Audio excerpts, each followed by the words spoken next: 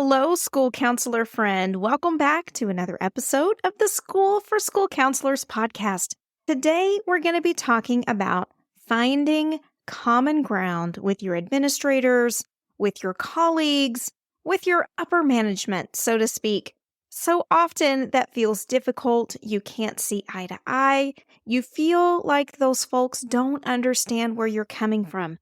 And no matter how much you talk, no matter how much you try to convince, no matter how much you try to advocate, it just feels like it's falling on deaf ears. So if that describes your situation on your campus, never fear. I've got some tips here for you to walk through the process and some things to think about in the way that you're negotiating. But before we jump into that, as always, I want to share a super cool review we just received from CD Pair 08. And they said, "Hi, Steph. I'm a brand new counselor, graduated in December, and I found this podcast about 2 months ago. I have been catching up on the previous episodes, and I really enjoy listening to your helpful advice, especially as I was ending my master's program. I have a few other podcasts that I have either tried out or listened to on a regular basis, but I look forward to new episodes from you the most. I like how you are practical and break down information for your listeners. Thank you again, and I can't wait to learn more with you." That is a precious review. Thank you so much for taking the time to submit that CD Pair 08. It means more than you'll ever know, not only because it meant enough to you to sit down and submit a review, which I tell you guys every week is the currency of podcasts. That's the way us little guys are able to get the word out about what we're doing and how we want to help folks, and so every single review counts. But also, it's amazing because I feel like we're getting our message through. We're getting the information through that we're trying to get to all of our school counseling colleagues. And that feels so super special. So thank you so much for that review. Now, as I'm recording this episode, we're coming out of National School Counseling Week. A lot of big feelings about that week, a lot of big emotions coming through, a lot of people excited to advocate for their role on campus, a lot of people downright scared. I was going to say a bad word. They're really scared to advocate for their role on campus because they fear repercussion. They fear someone coming back at them, treating them like, as we say in Texas, they're too big for their britches. And then we had folks that were downright delighted because they were celebrated, they were revered, they were shown appreciation all week long.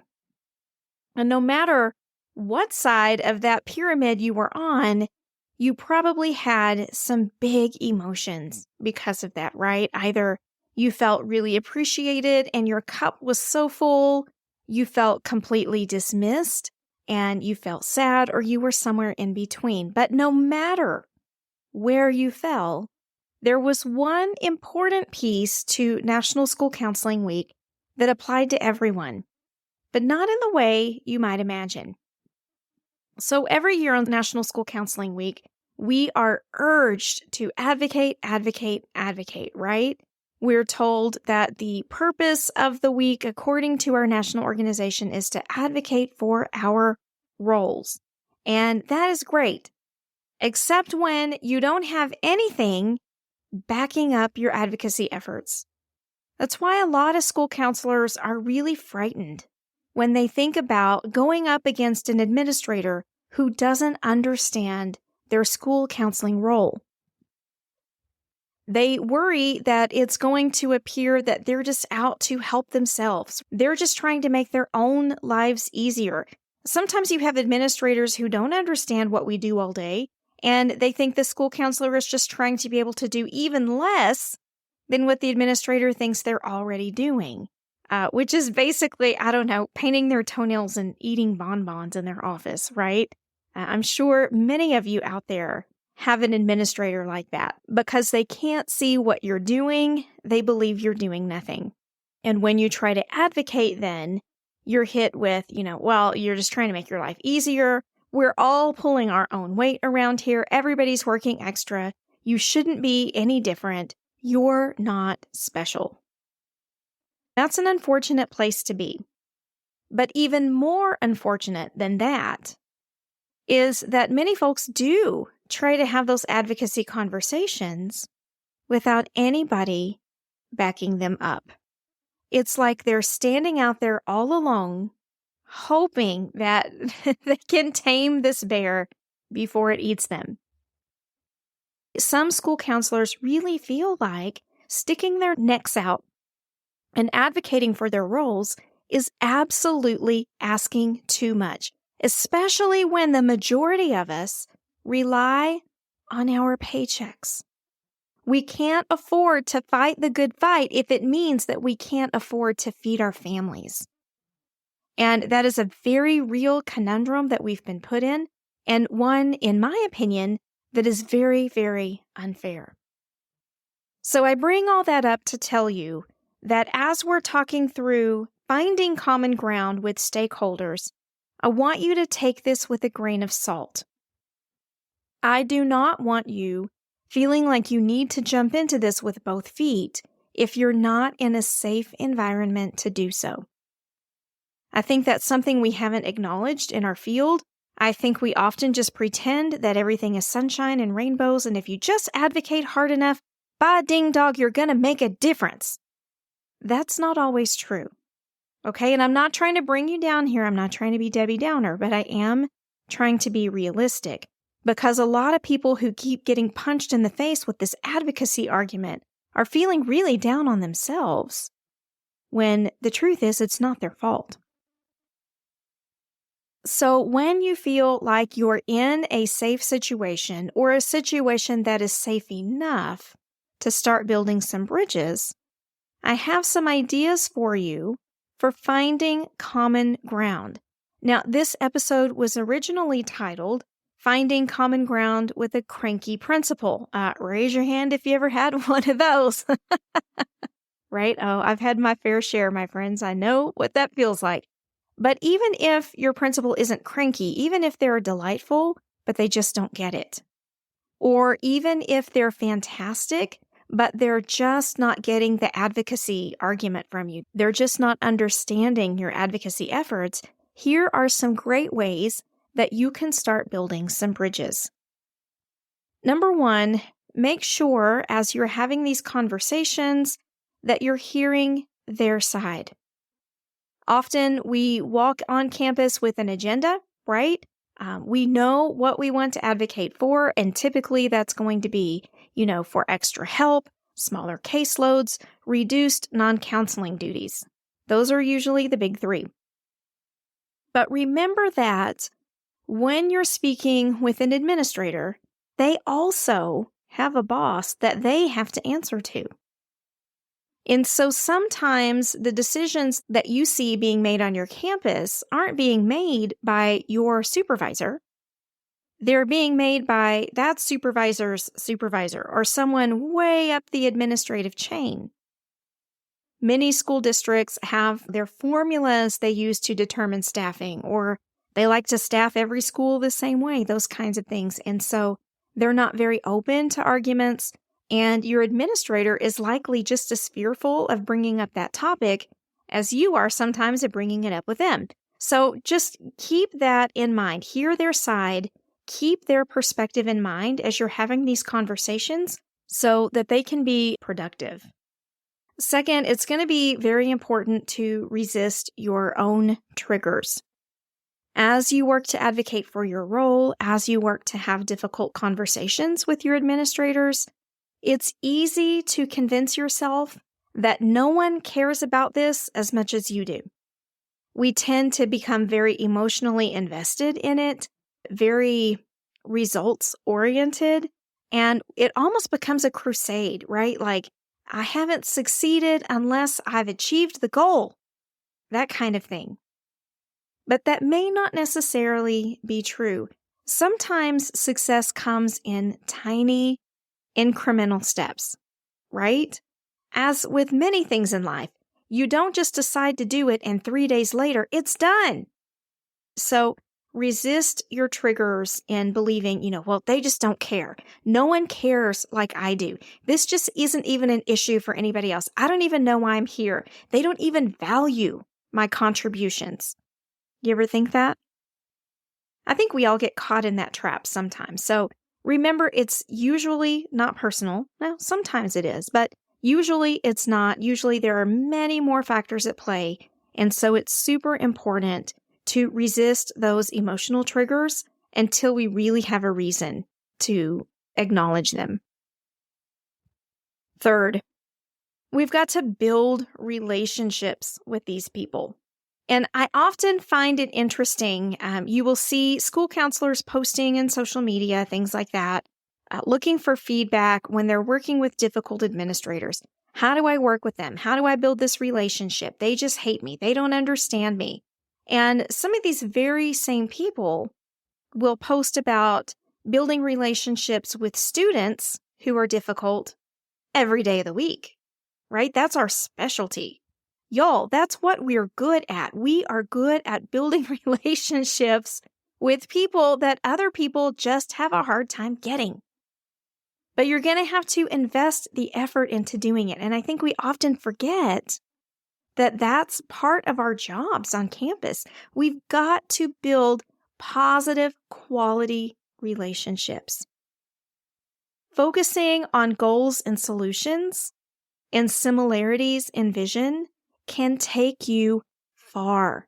Now, these goals and solutions may not be your end goals, right? They may not be the ultimate solution. But again, let's think incrementally. Let's think baby steps. Let's find where our vision aligns with our administrators and find that next best step.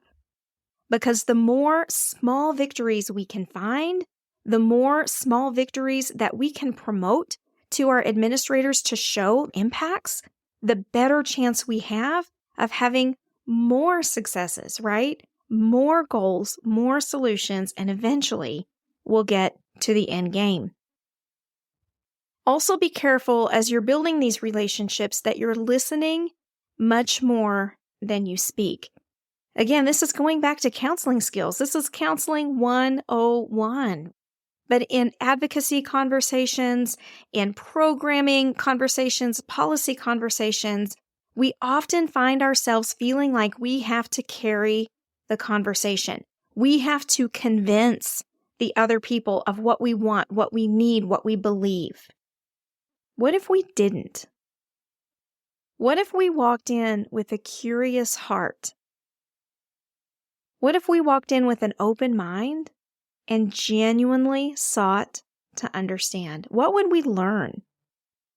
It may not necessarily solve all the problems, but it'll give us a great starting point for understanding where everyone's coming from. Unconditional, positive regard for your administrator. Some days that's more difficult than others, but that's what you were trained for. You were made for this. Also, remember that in these conversations, in these relationships, in listening and focusing on goals, solutions, and similarities, that these relationships are give and take. That's why I hate those lists of appropriate school counseling duties. Not because it's a bad list, but because most people feel like they ought to be able to walk in, lay it down on the desk and say, here's my job, here's what I should be doing. And have their administrator go, oh, my stars, thank you. Now I've seen the light. We're going to change this. You'll have these changes by next week. Wouldn't that be awesome? But it doesn't work that way.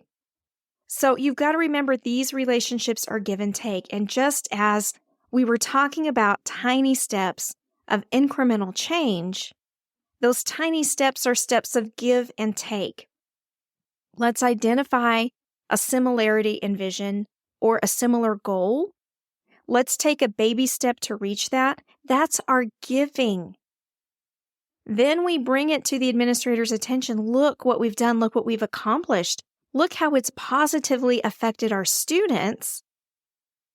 And once we do that dance for a little while, we begin building more and more common ground. Positivity helps. That's number 4. Positivity definitely helps. We've got to keep sort of a solution-focused optimism in this crusade. Whatever conversations you're having, whatever changes you would like to see, keep them in your own solution-focused lens. Stop focusing so much on what you don't like, what you wish was different, what's not working, what it should be, what everybody else is doing. Let go of that. Focus on what is working. Why is it working? Why has your upper administration bought into that? Right? What is the carrot? Find them, cultivate them, and make some more. Positivity is going to get you there, but negativity is always going to undermine common ground, 100%. And sort of related to that, the last one, number 5, curate professionalism. Sometimes with folks, you just have to agree to disagree, right? You just have to understand that you may not ever see eye to eye on certain topics or certain approaches. Take a break from these conversations if you can't gain ground. If you feel like you're annoying your principal, you're angering them, they kind of roll their eyes or give you some of those subtle nonverbal cues. You can read it in their face like, oh, here we go again. I hate it when she brings this up. Okay. Like if you're seeing that, take a break from it. This is a marathon. This is not a sprint. You're not going to be there by next week, next month, maybe even next year. That's okay. And if you feel like you absolutely can't solve it, you've tried, you've taken a break, you've let the issue rest, you've come back around at a different angle, you've been looking for those common goals and similarities, you're trying incremental steps and it's just not working, let it go. Let it go and find your own source of joy and peace in your work.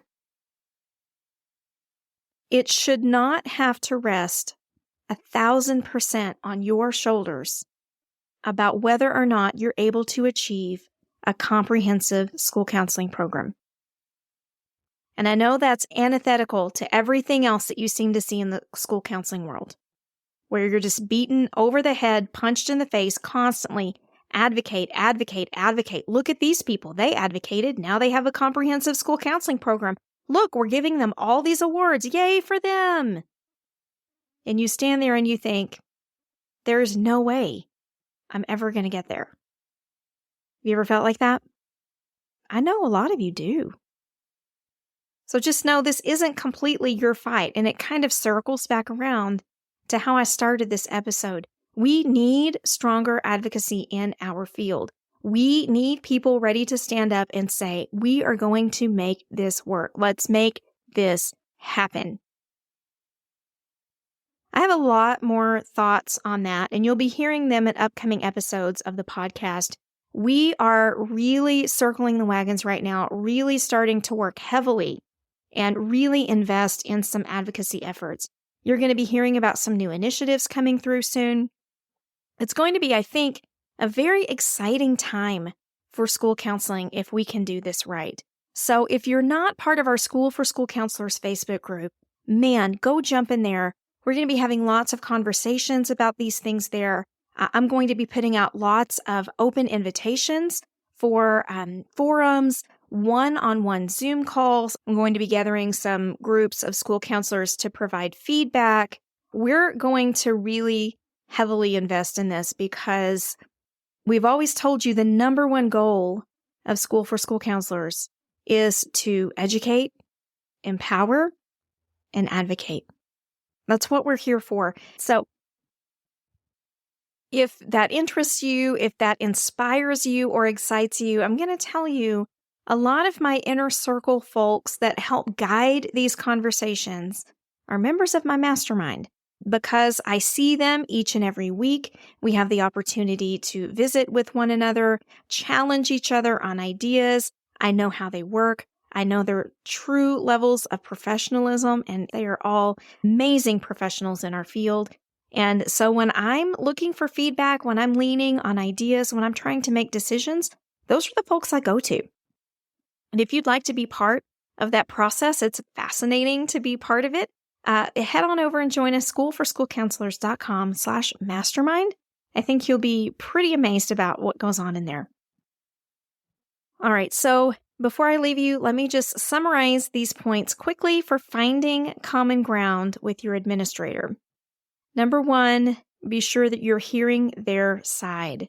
Make sure you see their perspective. Number 2, resist your own emotional triggers. Remember, it's usually not personal.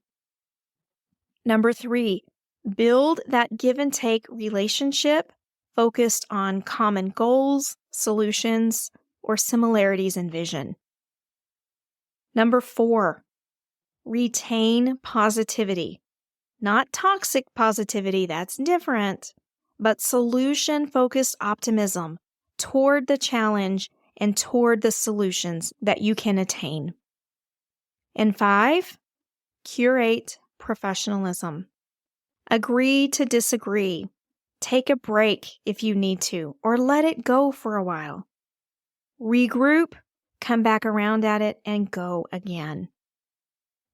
So I hope this episode is helpful to you. We should be posting a recap in our School for School Counselors Facebook group. So if you need a recap of those steps, hop on over there. We'll have it ready for you. And until I see you for the next episode of the School for School Counselors podcast, I hope you have the best week. Take care.